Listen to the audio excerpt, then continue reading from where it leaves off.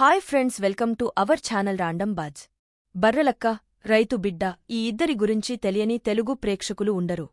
ఒకళ్ళు political ఎంట్రీతో craze తెచ్చుకుంటే మరొకరు టీవీ షోతో పాపులర్ అయ్యారు.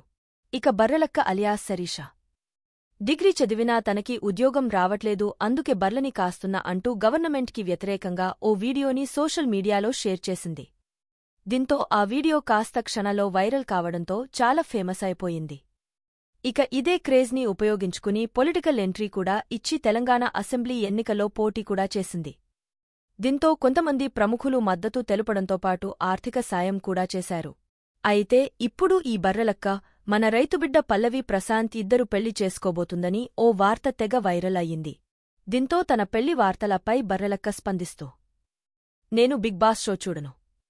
అలాంటిది కొంతమంది యూట్యూబ్లో మా పెళ్లి కూడా చేసి ఆ పెళ్లికి పెద్ద పెద్ద స్టార్స్ కూడా వచ్చినట్టు వీడియోలు చేశారు అని చెప్పుకొచ్చింది బర్రెలక్క.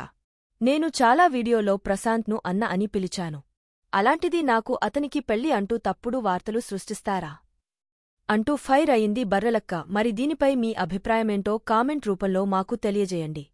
ఇలాంటి మరిన్ని లేటెస్ట్ ఇంట్రెస్టింగ్ వైరల్ ముచ్చట్ల కోసం మన ఛానల్ని ఇప్పుడే సబ్స్క్రైబ్ చేసుకోండి.